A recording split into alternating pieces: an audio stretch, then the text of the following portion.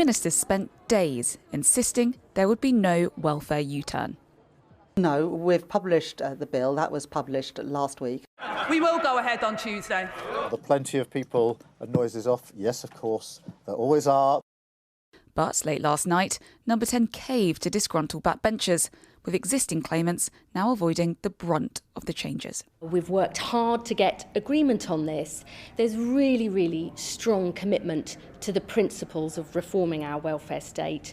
Those who can work should get help, and we have the biggest ever investment into employment support for sick and disabled people. The government hoped to save £5 billion with measures like increasing the personal independence payment threshold, which could have seen 370,000 people lose support. Now, all of those receiving PIP will remain within the current system, while new eligibility requirements take effect from November 2026 for new claimants. The Institute for Fiscal Studies estimates this will cost £1.5 billion by the end of Parliament. More than 120 Labour MPs were trying to block the bill. And despite the Prime Minister flying the white flag, some remain unconvinced. I think the government need to withdraw the bill on Tuesday. I think they need to get round the table with disabled organisations and start redesigning a benefit system that works for everybody.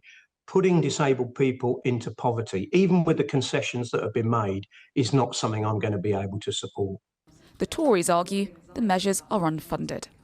Well, we've told him that if he can meet our three conditions, that we will support him, that he has to reduce the welfare budget, that he has to make sure people get into work. At the moment, the bill doesn't do that. The U-turn makes it even worse. And they have to commit to not having more tax rises. The PM and his team hope they've done enough to avoid a parliamentary rebellion.